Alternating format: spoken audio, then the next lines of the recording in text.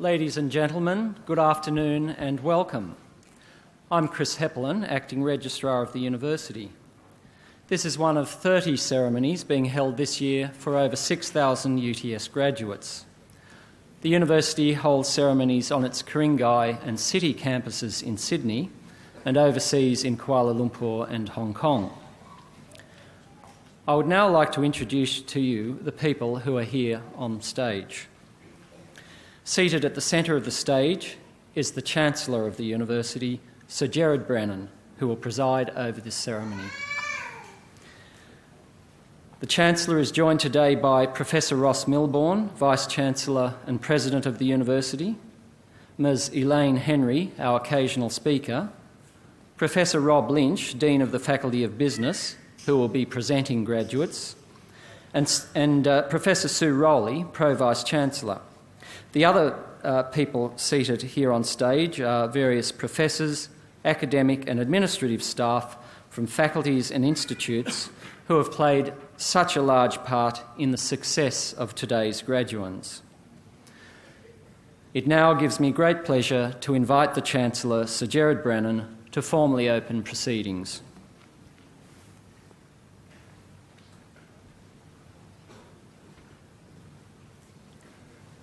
In the name of the Council, I declare this congregation of the University of Technology, Sydney, duly assembled. I commence the ceremony by acknowledging, as we always do acknowledge at this university, on behalf of the University of Technology, Sydney, that the Eora and Ku-ring-gai peoples are the traditional owners of the lands on which the university is based. In this graduation ceremony, awards will be conferred upon graduands from the Faculty of Business. Today's ceremony marks the great achievement of the graduands and the support which they have received from you, their families and their friends who have come here today to join with them in this celebration. We warmly welcome you. Today is a day of great celebration for the graduates, for their friends, for their families, and for the university, and we hope that you will enjoy this ceremony.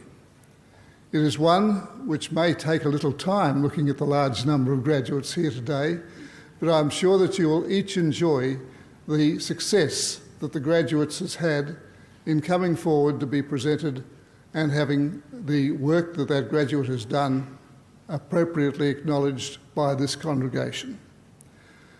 There is one person that I would particularly like to extend a warm welcome to today, and that is Professor Paul Redmond from the University of New South Wales, a distinguished academic in his own right who has come to join us as part of the family and friends joining in this celebration, and we welcome you very warmly. We have a great delight in having you here today, all of you, to participate in this ceremony. So we hope that you will find yourselves as part of it and enjoy the spirit of it as it progresses. We warmly welcome you, as I say, and we celebrate the achievement of those who are to graduate. I would now invite Professor Rob Lynch, Dean of the Faculty of Business, to present graduands.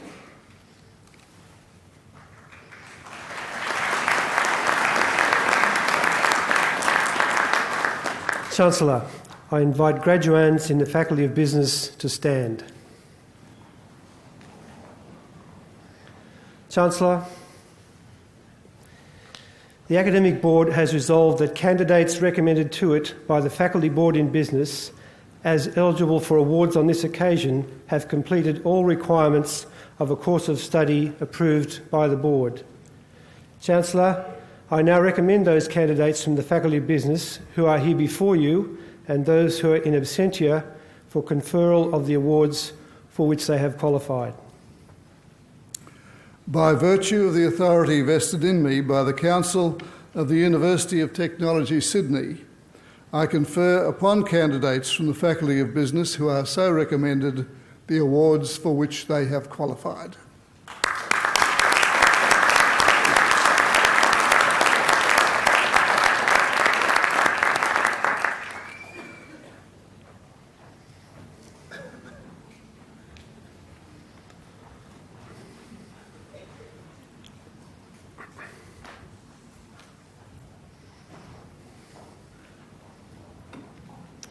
Chancellor, I present to you graduates receiving master's degrees by coursework in business, business administration, business operations management, e-business, employment relations, finance, financial services, international business, management, community management and accounting. Louisa Elizabeth Allen.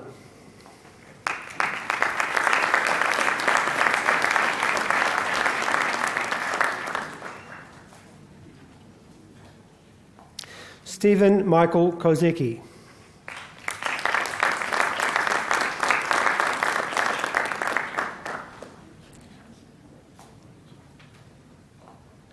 Theo Adamu.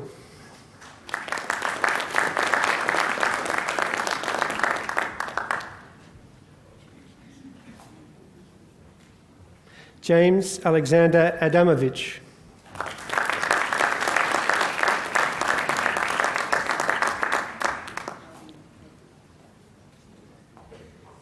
Nitin Agrawal.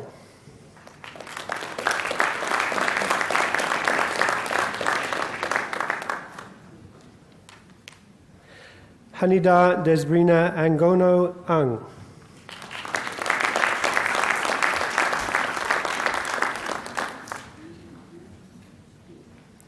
Devang Asher.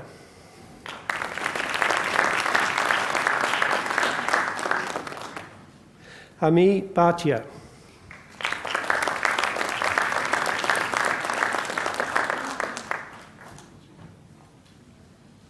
Andrew William Blackman.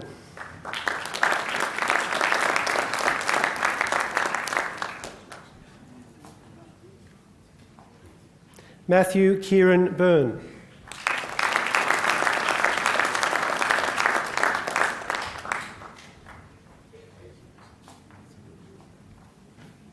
Maria Luisa Carranza.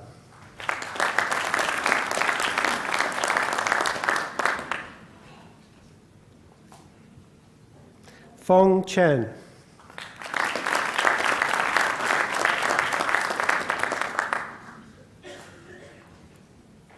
Hing Chin Chan.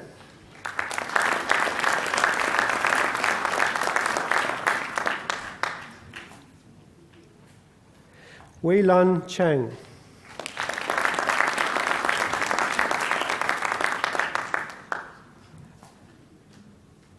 Yan Chen.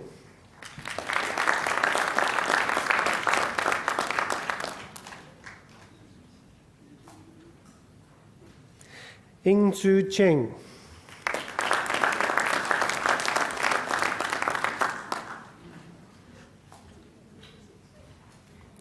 Kia Yin Geraldine Chu.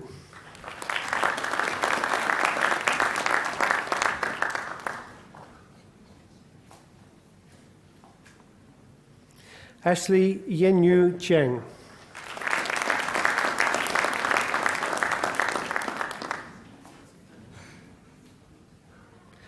Batamanat Chiti Kaladilok.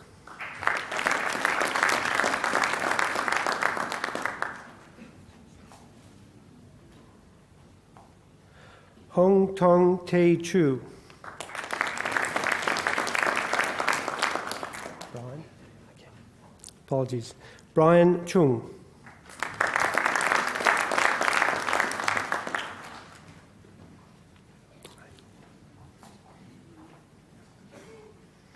Floraf Claret.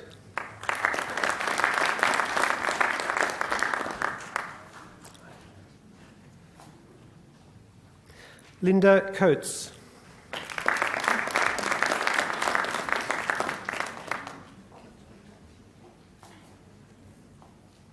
Xiao Han Dai.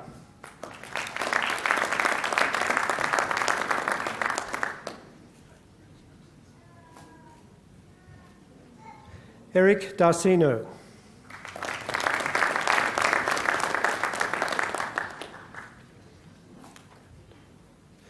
Ankur Das.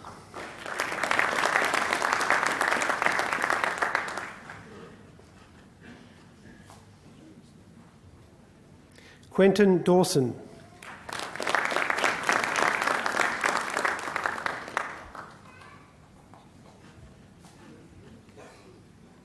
Aparna Dish.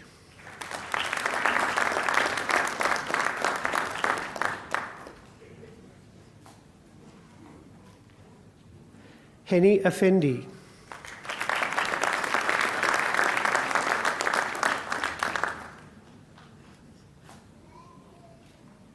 Christopher May Emanuel.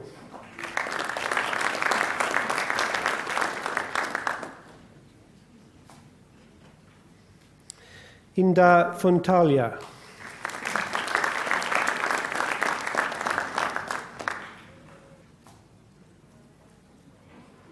Jeffrey Kok Peng Fu.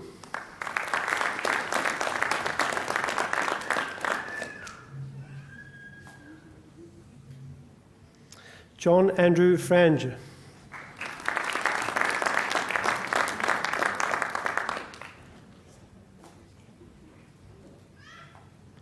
Surinder Raju Godaraju.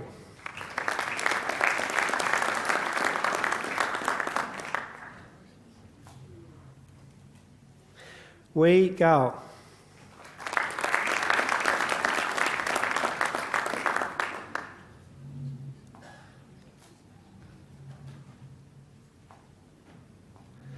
Pranay Kamalakar Gawad.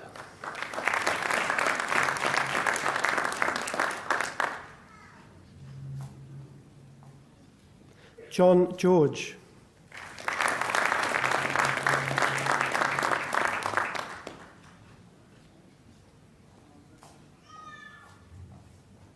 Priya Gay.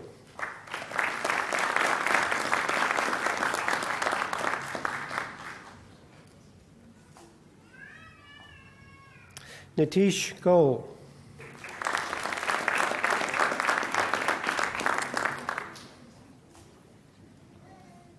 Sang Jin Ham.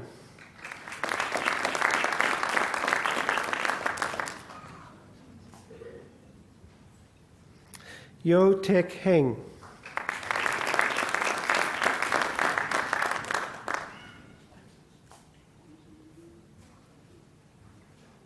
Jason Clarence Henning.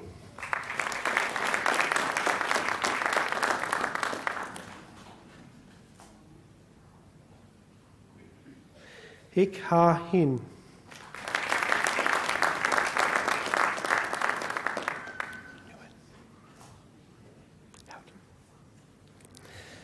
Jairus Reginald Douglas Houghton.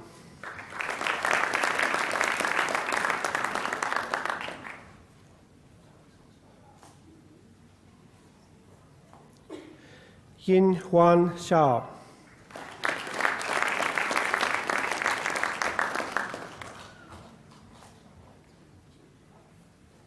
Ruhai Huang.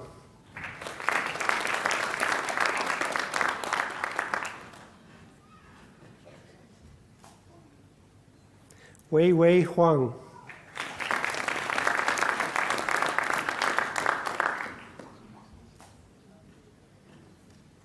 Marcellus Irawan.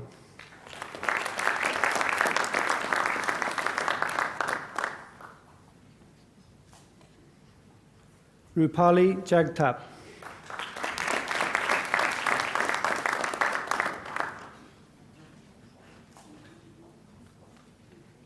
Aval Jain.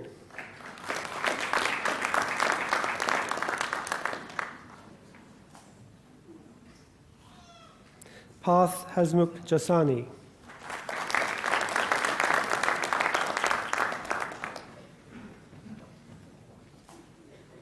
Fuchen Ji.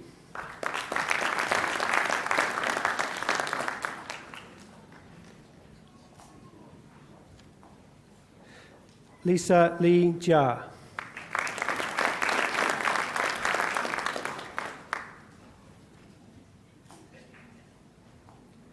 Karishma Jivani.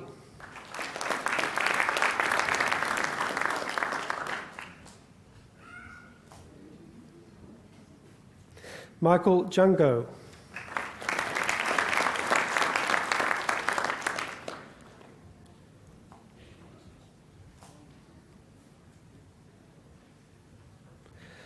Madhusudan Kanakapura Rajagopal.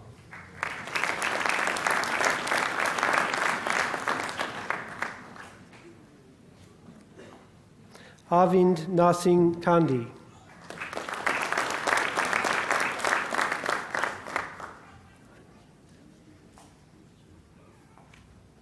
Swati Kapoor.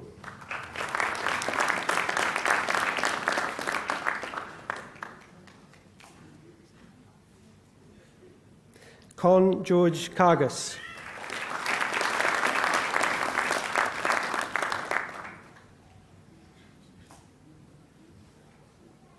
Jasmine Carr.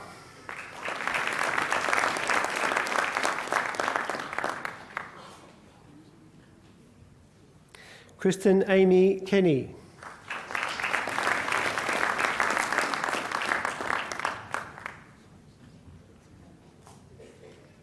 Wayne John Kitchener.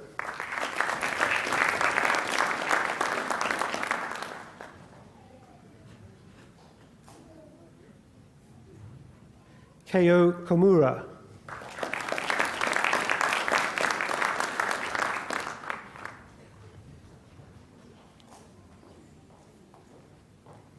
Devdutt Kopikar.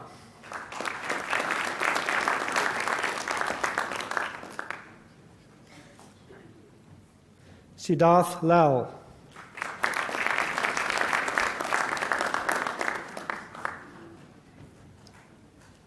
Wu Jin Lee.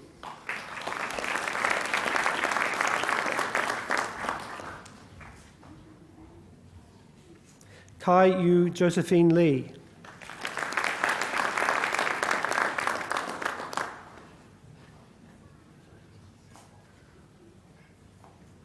Caroline Leonardo.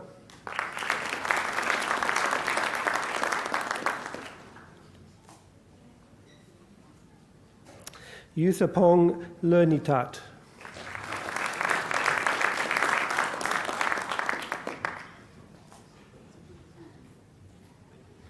Mei Suk Yin Lung.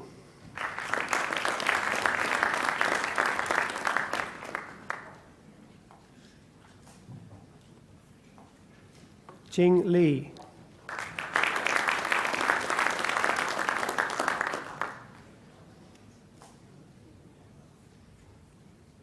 Kelvin E. Chi Lee.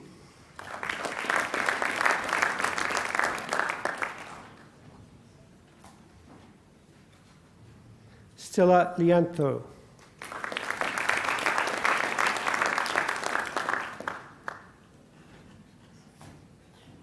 Loon Lim.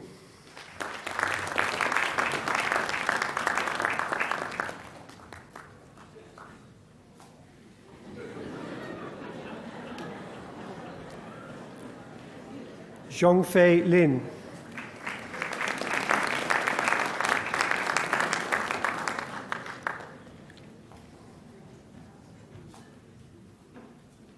Pei Yu Liu.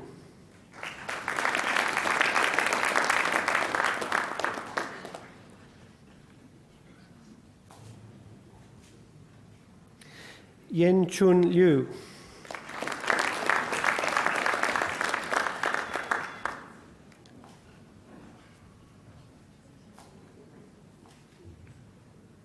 Edie Low.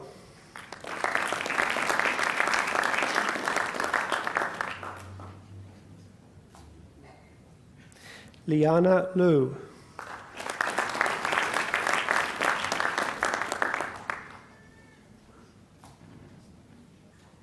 Patty Liu.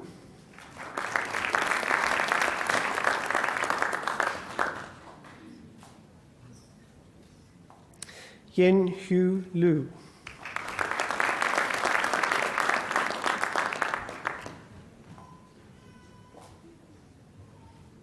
Heidi Oyi Liu.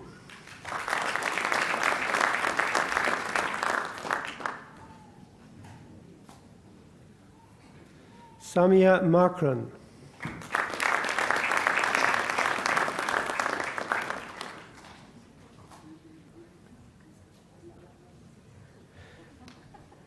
Myo Chan Ma.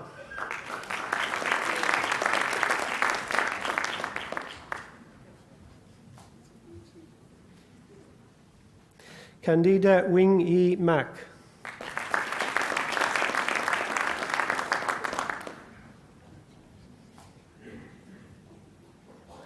Wani Mariani.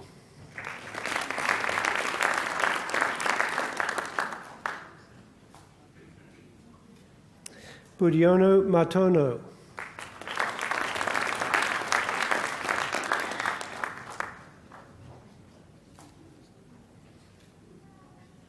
Sandy Patrick Massey.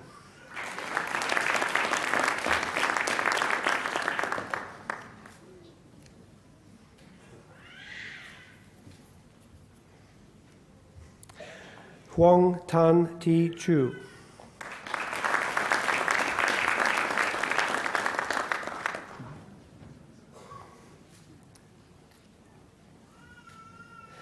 Martin Matsunaga.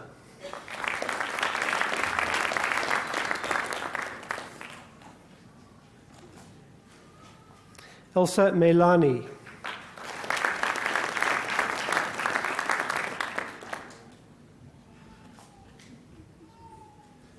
Wilawan Meitidol.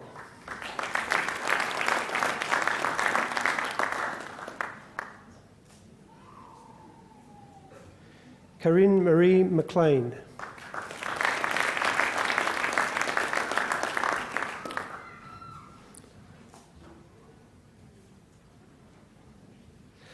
Zawen Christy Meng.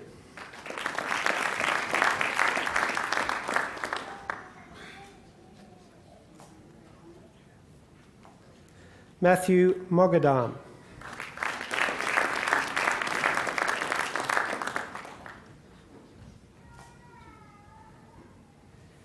Ilyas Ahmed Mohammed.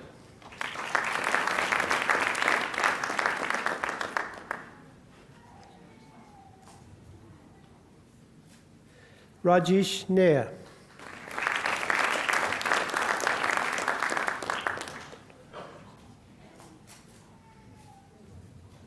Superwan Nantanapornchai.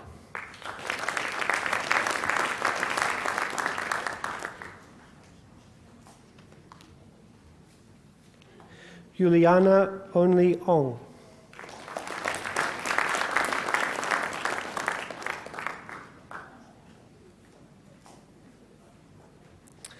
Unita Onkusaputro.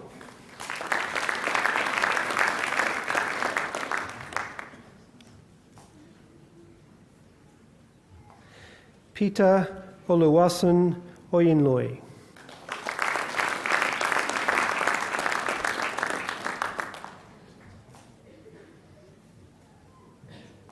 Jose Dante Palmero.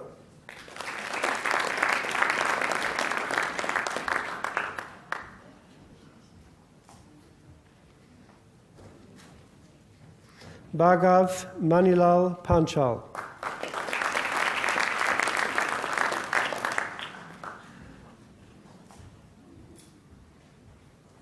Hoshang Homi Parekh.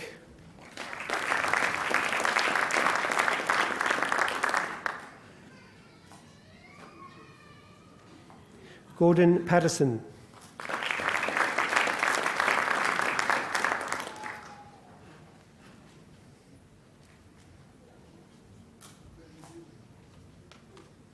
David Anthony Peacock.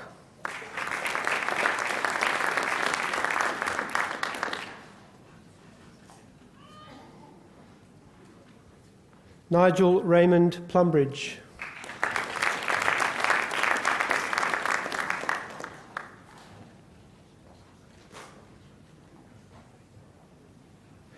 Priti Viraj Pradeep.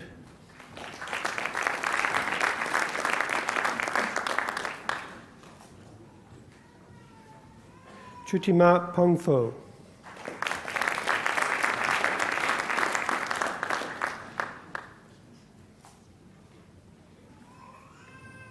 Hutomo Punamosidi.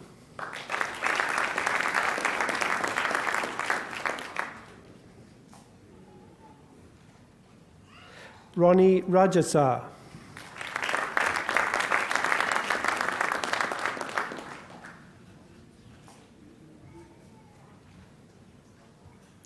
Christine Rahaja.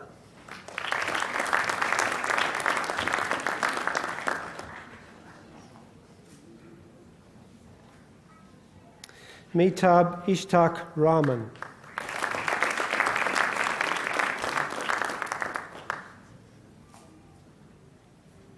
Anurag Ray.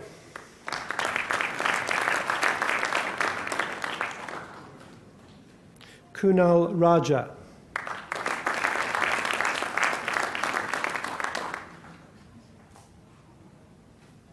Suzanne Rajabi.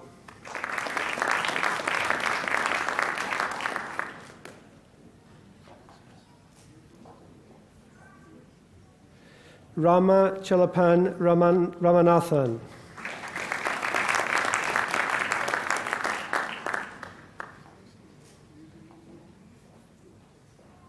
Jasminda Singh Ranhawa.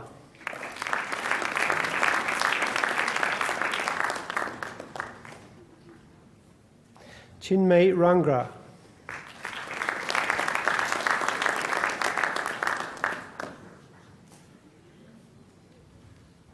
Gina Surashandra Ratho.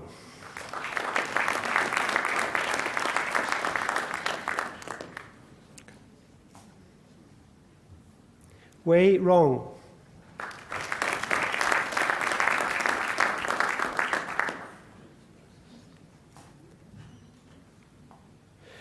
Rolanda Henriette Rosenstrauss.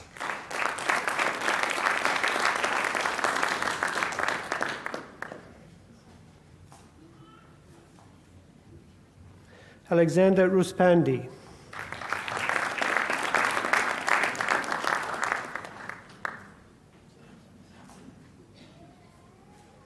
Anand Sachdev.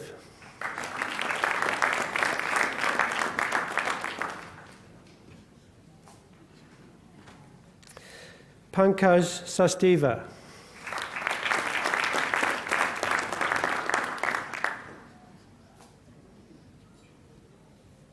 Siddharth Sahu.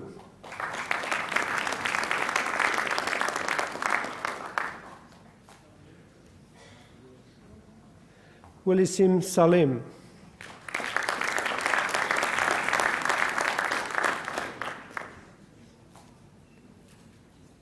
Li Xin San.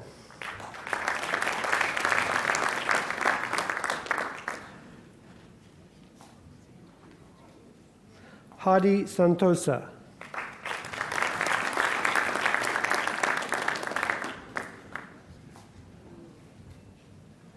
Wayu Santi.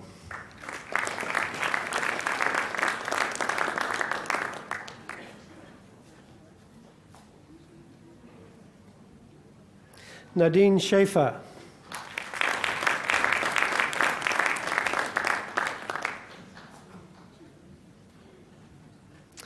Wiyasina Sitiawan.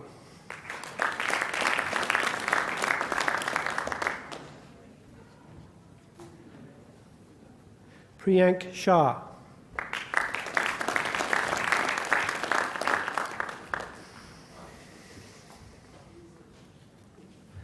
Pushpak Shah.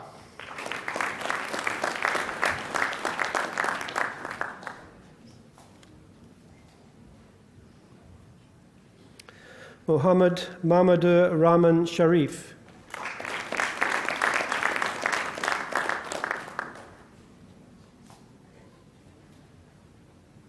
Wensi Shi.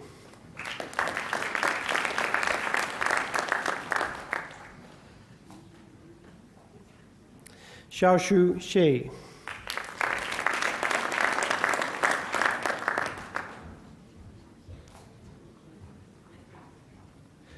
Byung Hyo Shim.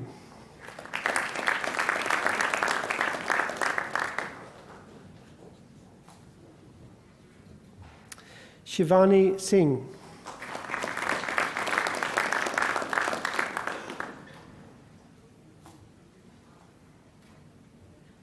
Riando Sitangang.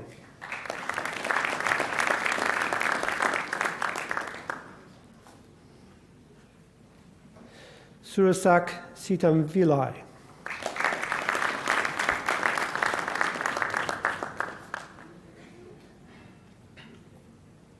Hoi Shan Shu.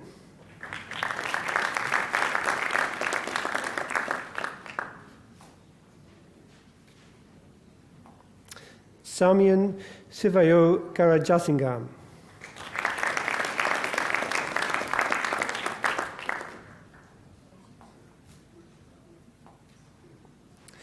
Dak Jin Song.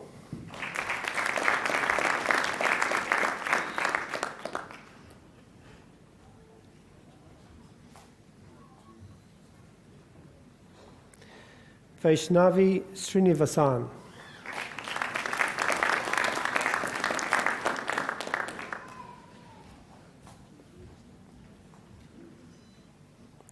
Finjan Sri Sansani.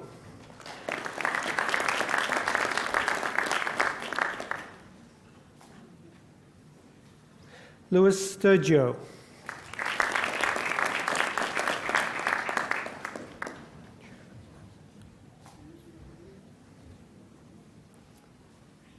Chu Ing Su.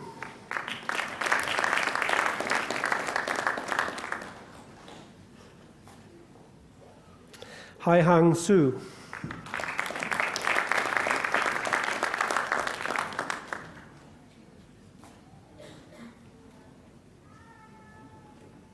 Surataya Sudkata.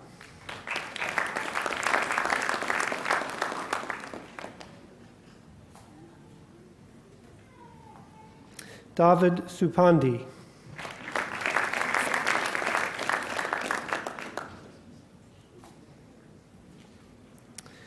Kaltida Supa Vanichayanon.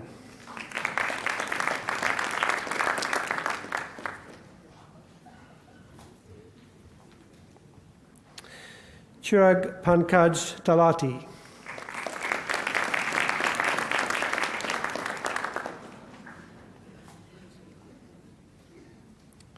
Swet Yu Tam.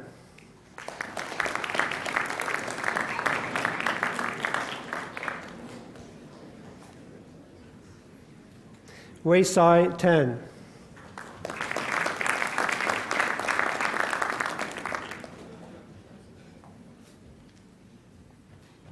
Chi Hua Tong.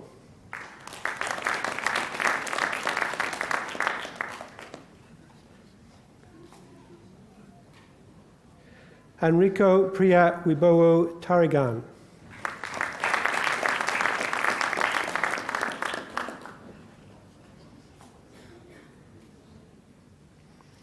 Vishal Tatwani.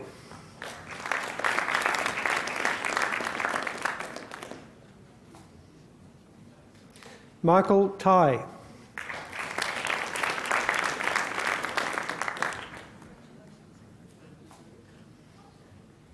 Randy Ferrickson Thay.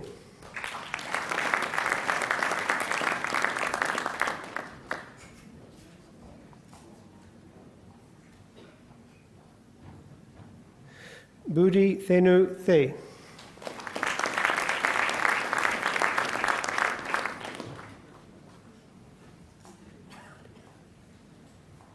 Deva Thivaraja.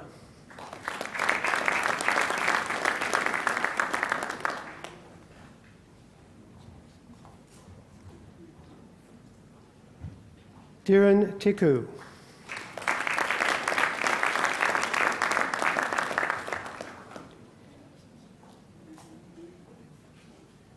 Bobby Sai Ching Ting.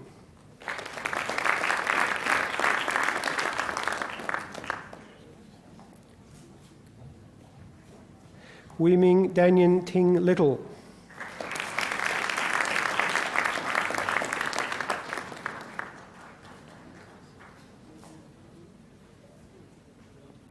Ponthaya Vichen Prakan.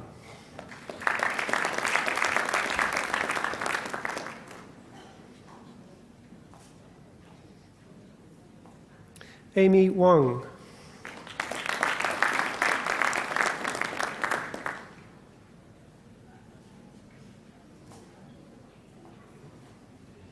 Danny Wang.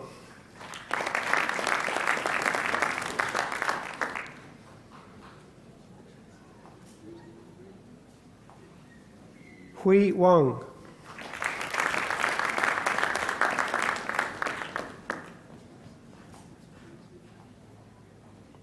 Ku Shu Wang.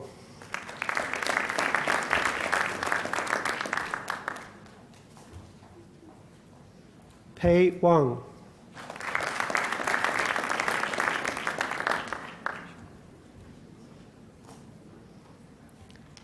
Xin Wang.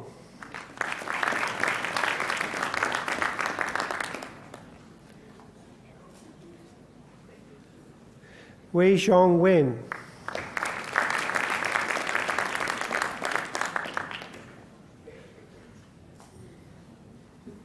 David Laurie Whitehead.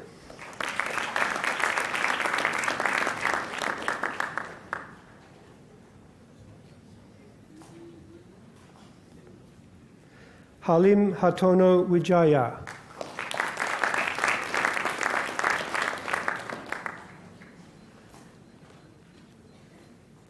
Wei Lam Vivian Wong.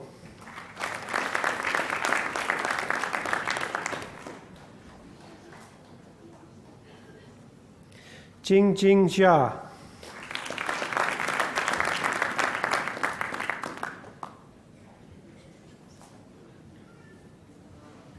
Wei Ji.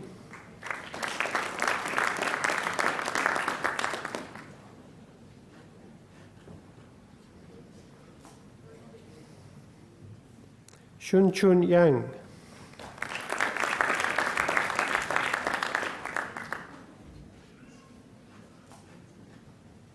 Yosuke Yasuda.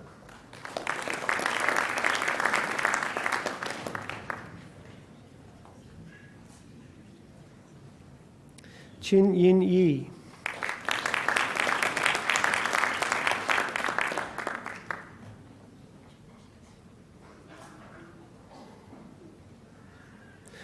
Zong Wan.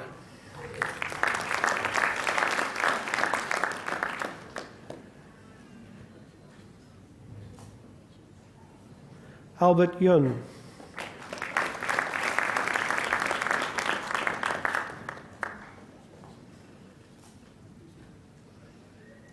Dan Zhang.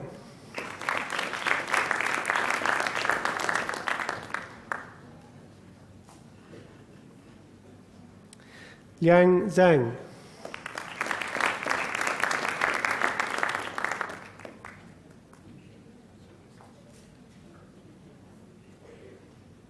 Ying Zhang.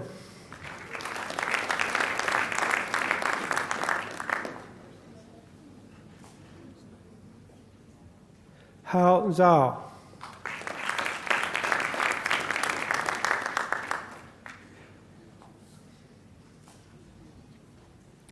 Lu Zhu.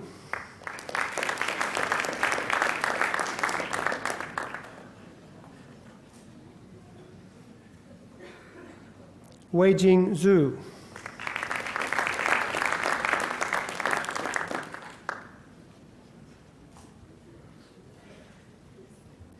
Wen Bin Zhu.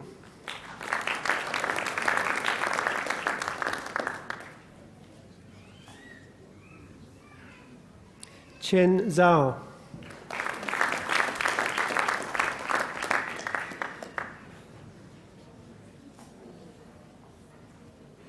Patrick Dean.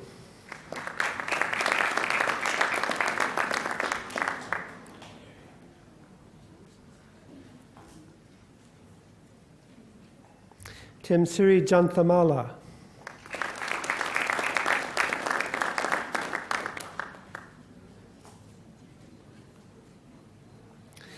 Ching Wei Lu.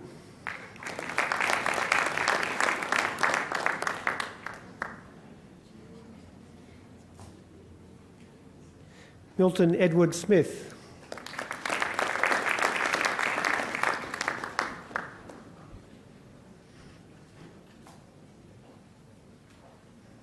Lindsay Walker.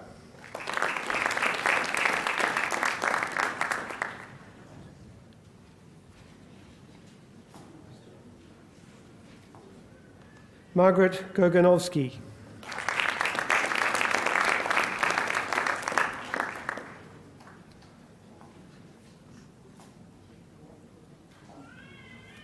James Anthony Nolan.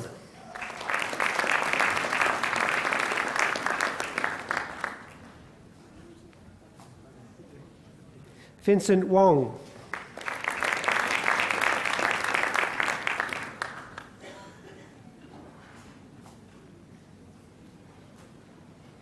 Mo Ling Kitty Yu.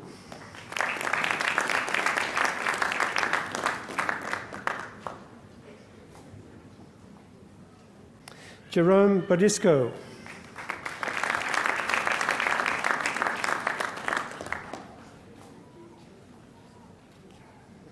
Robert Keith Brady.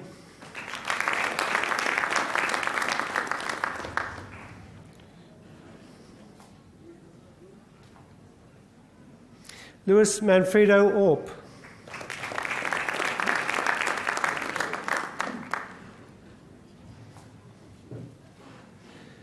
Prapakorn Tantra Kansakul.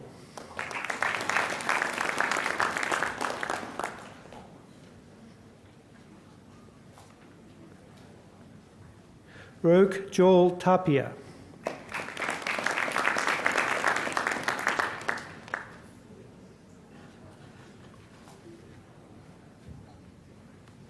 Xiao Jin Yu.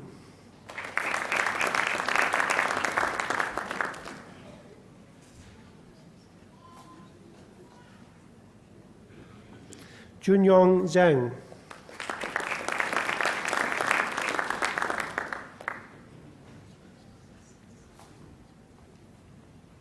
David Blackett.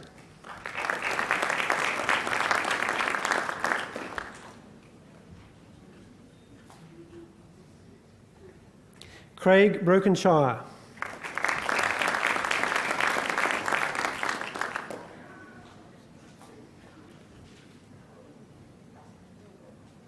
Robert Andrew Evans.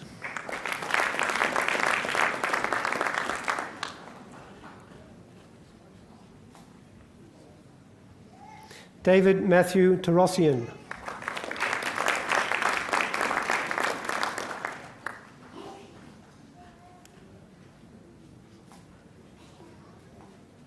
Simon James Parker.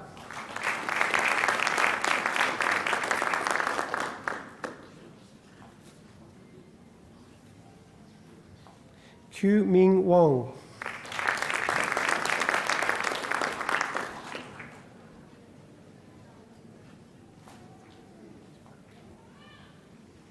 Kirshin Jessia.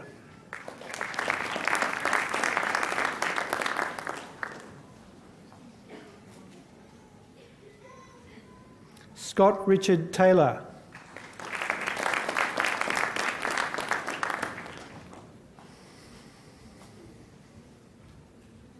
Richard George Van Werdum.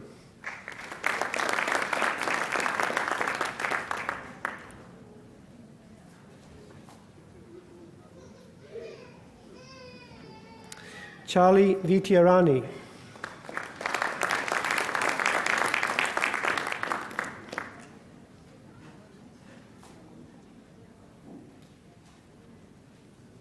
John Stewart Williams.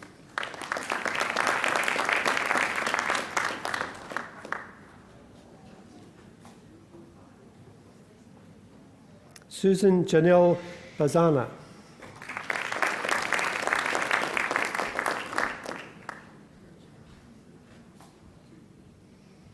Wayne Peterson.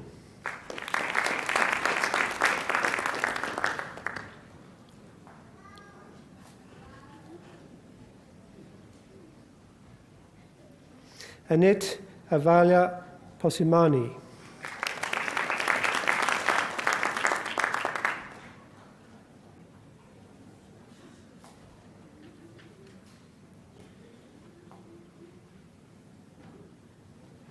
Robert Anthony Redmond.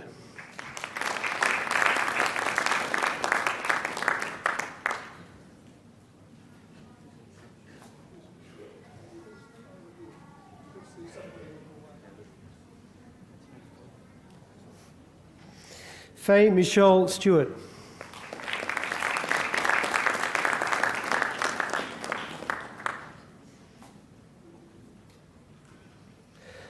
Lindawati Setiwan.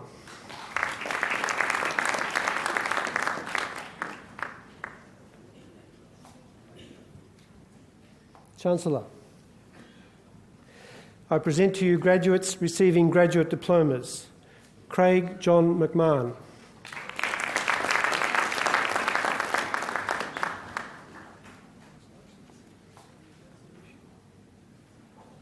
Shin Lin.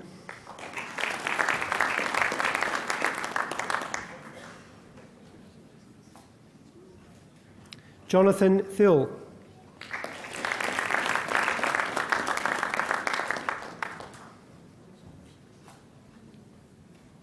Limei Feng.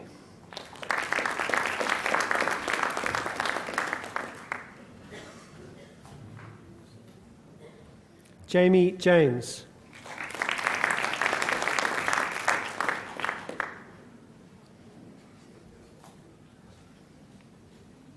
Xiao Ying Yang.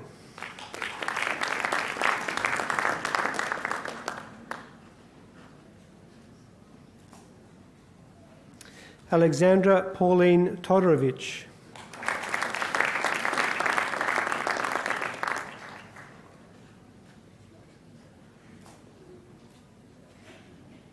Martin Andre Hovel.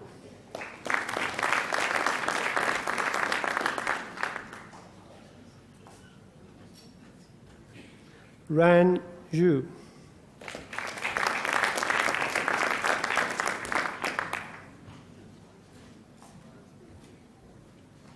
Amanda Dale Djanazic.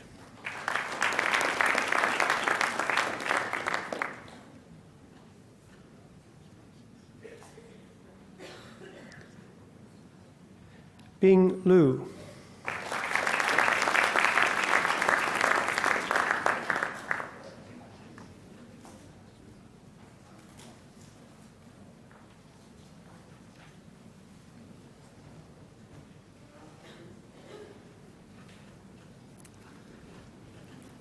Well, ladies and gentlemen, we've congratulated each of the graduates, as he or she now is, as they've come across the stage. But I'm sure you'd like to join me on this occasion in a round of acclamation for the graduates as a body.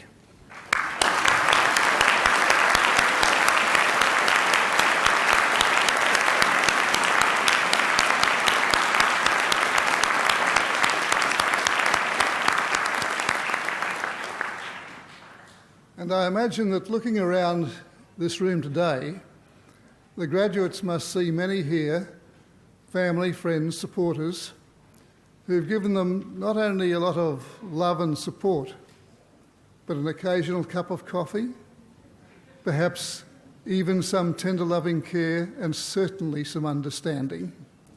So as you've obviously contributed very largely to their success, and you've joined them here today to note their success, I invite them to indicate their appreciation of you with a round of applause.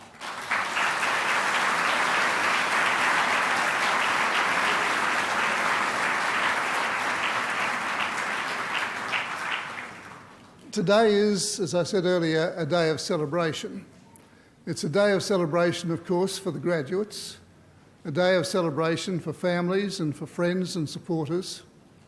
It's also a day of celebration for the university, because the university today celebrates the graduation of those to whom it has successfully transmitted knowledge and skills, who have hopefully acquired something of the values of the university, something of the sense of egalitarianism, something of the sense of the equality of mankind, no matter what their race, their ethnic origin, their religion, their politics, their nationality.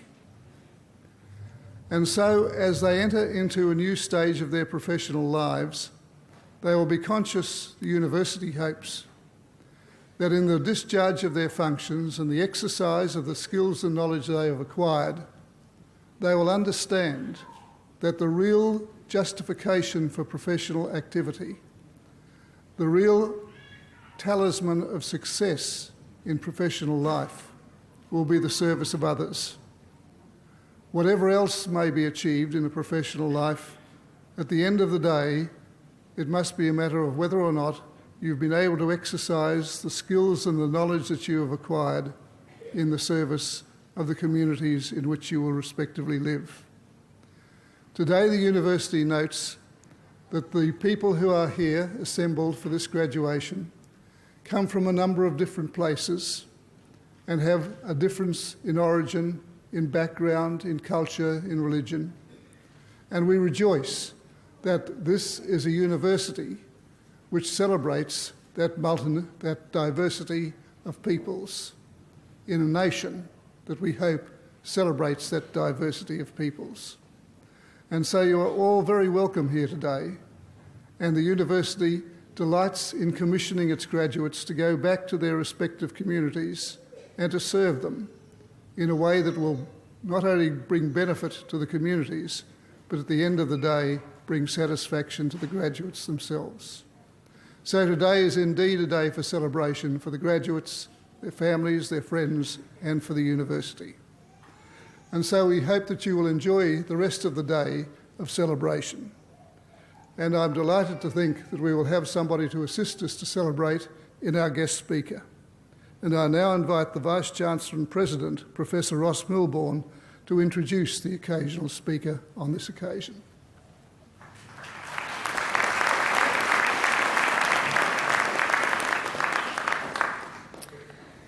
Chancellor, before introducing today's speaker, I would like to add my own congratulations to today's graduates. I know you've worked long and hard to achieve this day, and on behalf of UTS, I'd like to wish you best warm, sincere wishes for your future career. I'd also like you to stay in touch with UTS through Graduate Connections. It's a great way for us to hear about your successes and to boast about you, and also for you to hear about what's happening at your university and to stay in touch with your classmates. There's one other group that I believe should also be thanked on a day like today, and that is the staff of the university. These are difficult and financially stringent times for universities, and our staff go above and beyond the call of duty to deliver what I believe is the best quality of education in Australia. And I would like to invite the graduates to thank the staff of the university, many of whom are here on stage behind me.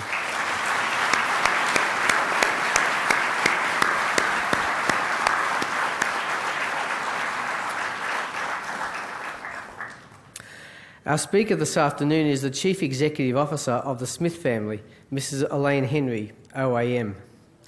Before joining the Smith family as Chief Executive Officer in 1998, Mrs. Henry was Executive Director of the New South Wales Cancer Council for 12 years.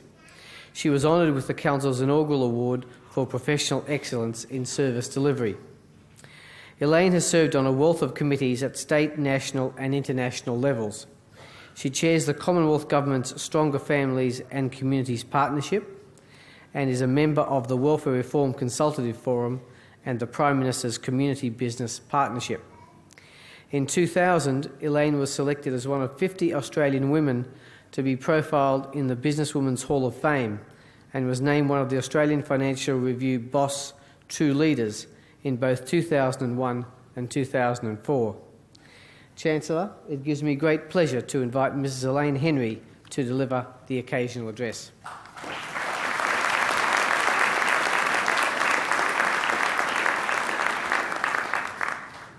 Chancellor, Vice-Chancellor, Dean, faculty and staff, our distinguished guest, ladies and gentlemen, but most importantly, our graduates of the Faculty of Business, just cherish the moment.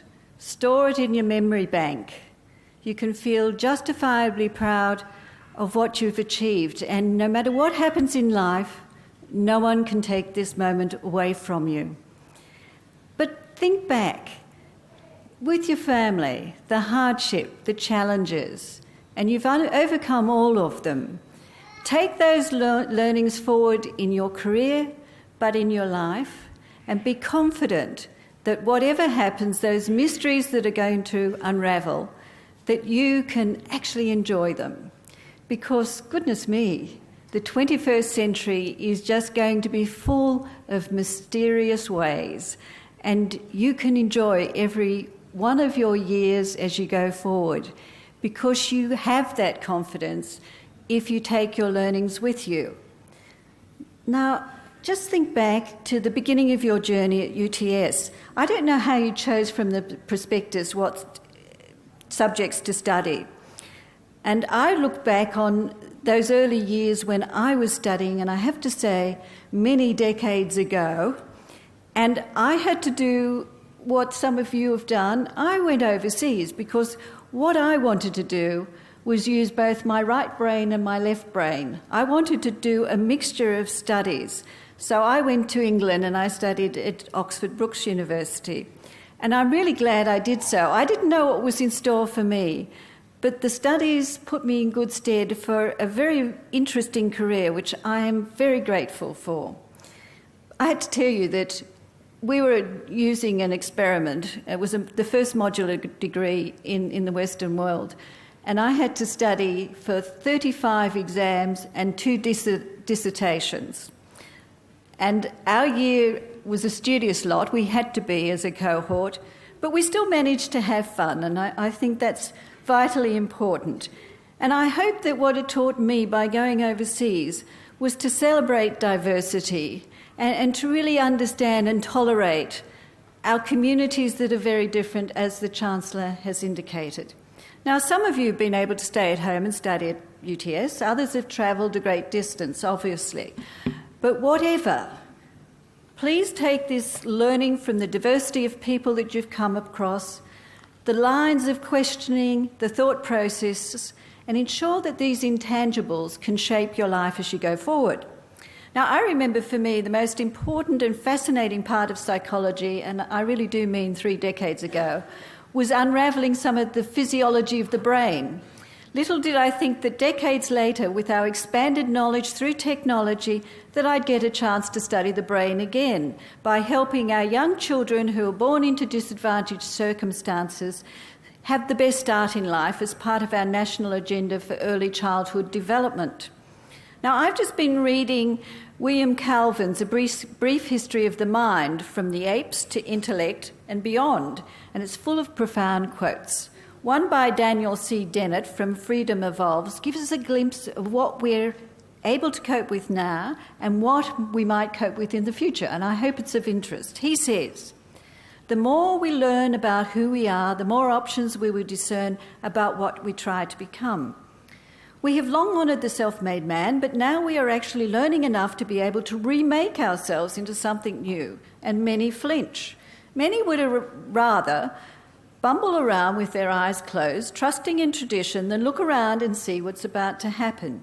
Yes, it's unnerving. Yes, it's scary.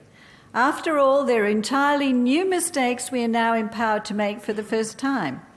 But it's the beginning of a great new adventure for our knowing species, for mankind, humankind. And it's much more exciting and safer if we actually open our eyes. So choose your careers with your eyes open, particularly as the world of work is changing, very vastly changing from when I made my choices.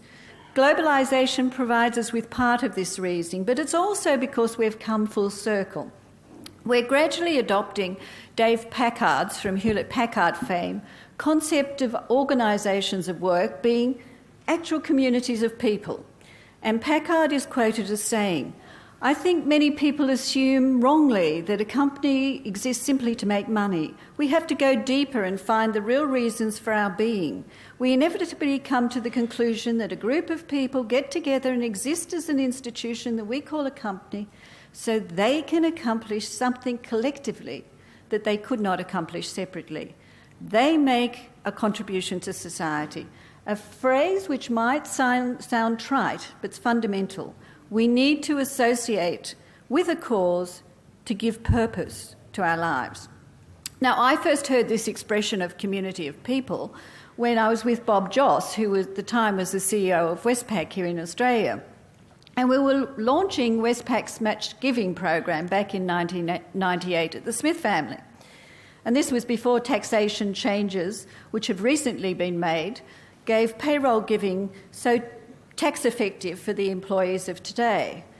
Bob was aware that because of our 2-income families and the difficulty of balancing work and family commitments, Australians were losing their sense of community, their sense of belonging.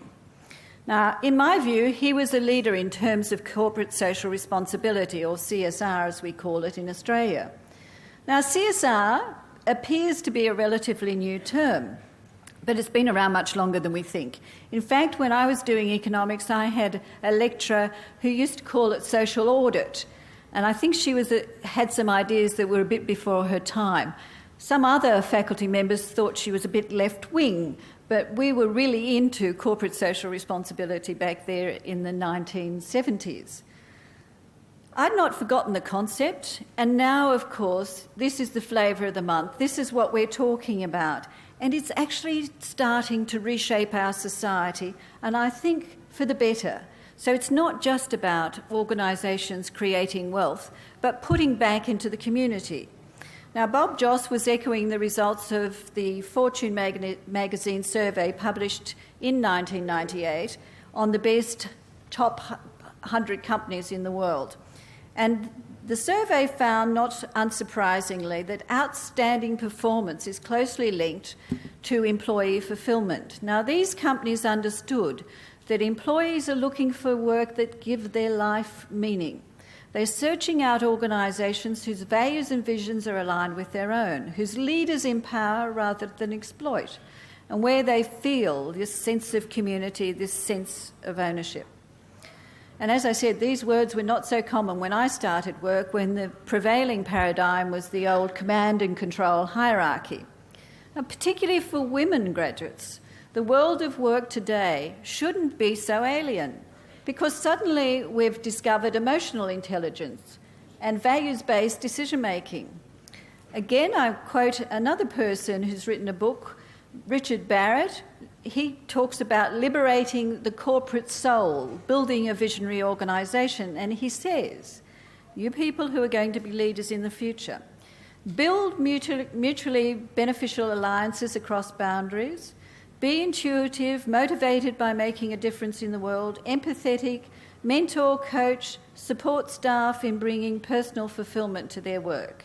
Be inclusive, active in the community, and build relationships that create goodwill. Take care of the environment and create a collaborative environment for all. Now, some might say this is an optimist view of the world and that it hasn't quite been unveiled to more than a handful of people. Let's hope you're amongst them. That may be the case, but it does give us a blueprint to aspire to. And no matter what your chosen career, in whichever country you are destined to find yourself as a leader in the future, you can use this sort of blueprint. And by the way, it's available in Chinese, Danish, Dutch, English, French, Spanish, Portuguese and Thai, so we can all use it. Now, it's debatable what is driving this change in our world, but we've noticed in Australia quite a difference between the baby boomers, and I'm one of those, Generation X and Generation Y. And I'll just tell you a little anecdote. One of my fellow members of the Prime Minister's Community Business Partnership was going to a meeting with us, and he's a businessman who's held in high esteem, quite rightly so, in Australia. And he said he didn't usually sit in on interviews, but he did on one occasion. And there was this very bright young woman who was coming for the final interview, and they were about to offer her a position. And she said, well, I have to weigh up two positions, one from you and one from another company. And she said, and I'm going to do that after you've told me what your corporate social responsibilities are. Now, this businessman was taken aback. He was quite shocked when he told us, and we said, well, yes, that is what's happening in our society. He was even more shocked, I think, and probably he realised his firm had to go and do something about it and lift its game. Now, work may define us, but it shouldn't consume us.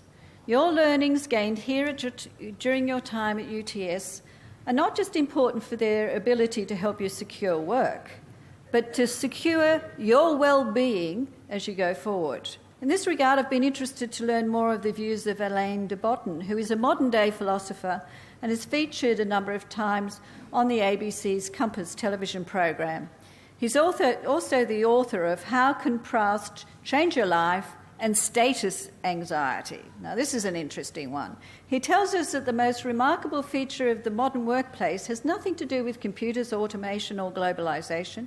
Rather, it lies in the Western world's widely held belief that our work should make us happy. He tells us that the American psychologist and philosopher William James once made an acute point about the relationship between happiness and expectation. He argued, satisfaction with ourselves does not require us to succeed in everything we do.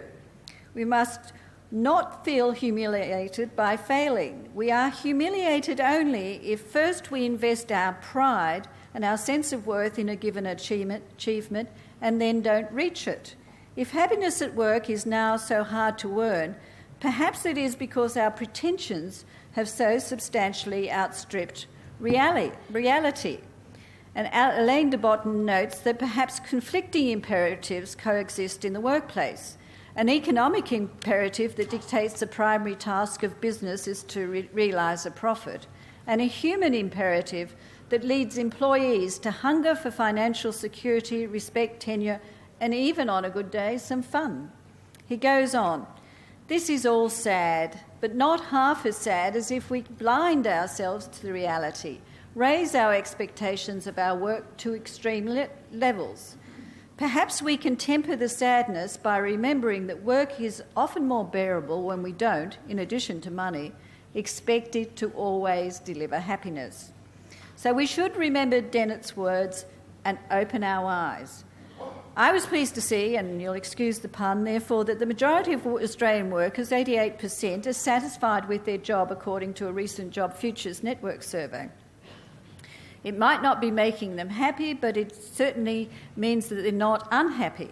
The study found 34% of respondents said it was the nature of work that they did that was a reason for their satisfaction, and the second most important reason was the relationships with the people they formed at work. So we're in the relationship era. So I'd urge you to use your abilities to gain meaningful work, which you can enjoy, but don't compromise the values you have and who you are. Now, I think I'd be allowed to say Dame Leonie Kramer from a university up the road, a few yards or k's, tells a great story which I really love, and it exemplifies this. Apparently when she was visiting an all-black primary school in Chicago in America, the 5-year-olds were being read a story about bulls, and one was called Ferdinand, and it stood out from the rest. Now, subsequently, in the discussion that followed, one child proffered his view, and he said, I know why Ferdinand didn't mind being different. It's because he was being himself. Now, Dame Leonie acknowledged that this was profound wisdom coming from a 5-year-old. But hearing this story, it reminded me when I went to see Dame Leonie, when I sought out her wisdom for myself, when I had a very difficult choice to make. Her words to me was, you know what you must do, keep your own counsel, because it is you who will have to live with yourself for the rest of your life. So I stood my ground, I fought to ensure my values weren't compromised, and I'm proud I did so. At the Smith family, we have 22,000 students from financially disadvantaged backgrounds on our Learning for Life program. We provide opportunities for them to be like Ferdinand and be themselves. So graduates, choose your companies wisely, and I use the plural advisedly because you already have a head start in tomorrow's world, but your generation, we are told, will have to embrace the emerging concept of a portfolio career. And therefore, it's wise counsel for you to follow your passion and not your pension. Henry Ford once said, the secrets of a successful life is to find out what it is that one is destined to do and then do it. And destiny has two qualities, what you're good at and what you love doing. It's about aptitude and passion. And Jack Welch, the former CEO of GE, the company which has featured so many times in our case studies over the last 10 years or so, believes the number one criterion leaders must have is passion. He believes it is the distinguishing feature between leaders and followers, coupled with integrity and courage. So graduates, once again, our congratulations to you and your families. Celebrate your achievement with passion.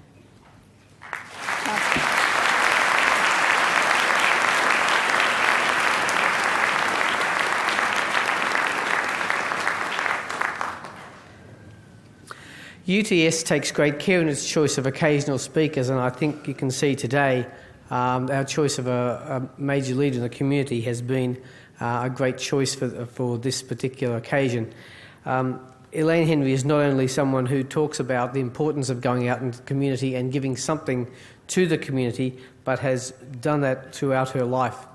And I would like to ask you once again if you would thank Elaine Henry for an outstanding occasional address.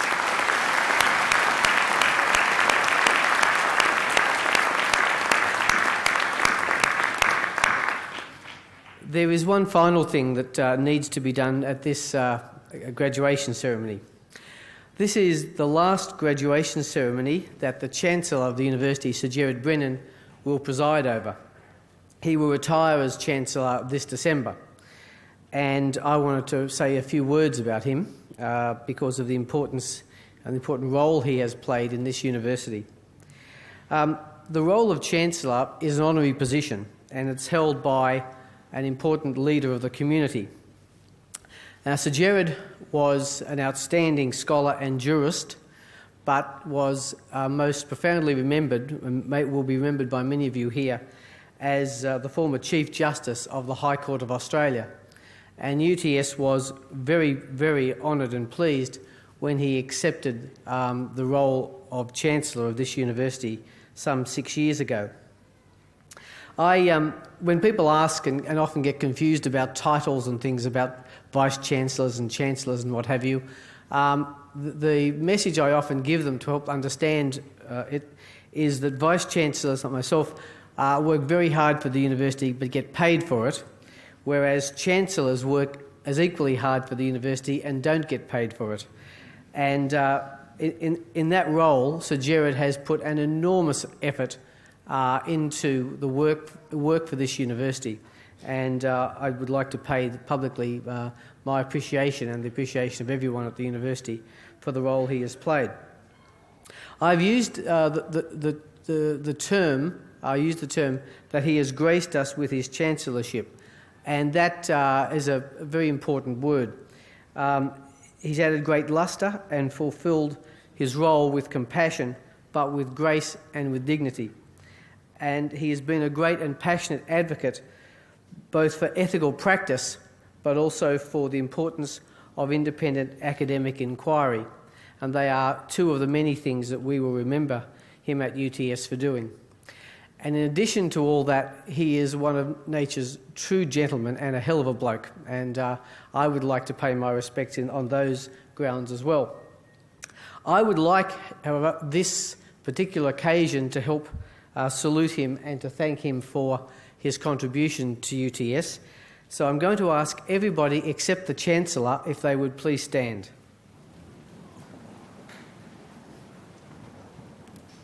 And I'm going to ask you all to join me in a particular well-known song for He's a Jolly Good Fellow on the count of three. 1, 2, 3. For he's a jolly good fellow, for he's a jolly good fellow, for he's a jolly good fellow. And so say all of us, and so say all of us, and so say all of us. For he's a jolly good fellow, for he's a jolly good fellow, for he's a jolly good fellow. And so say all of us. Hip hip, hooray! Hip hip, hooray! Hip hip, hooray!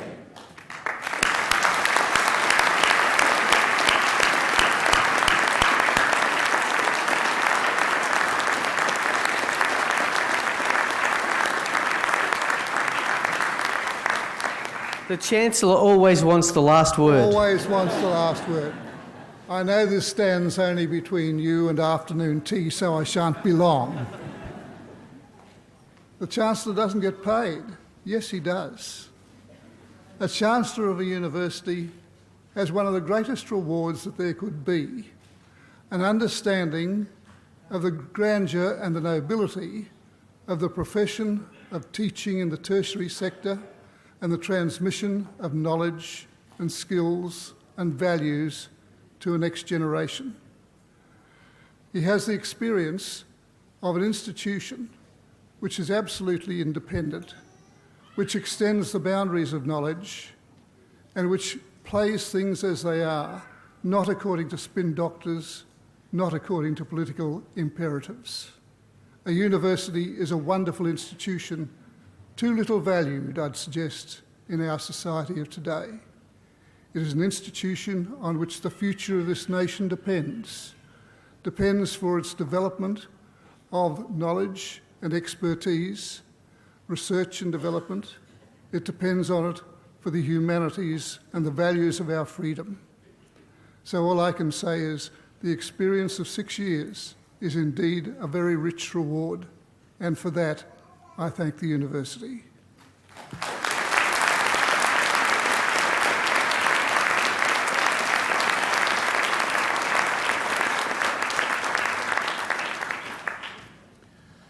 Ladies and gentlemen, the formal proceedings of the ceremony are now complete.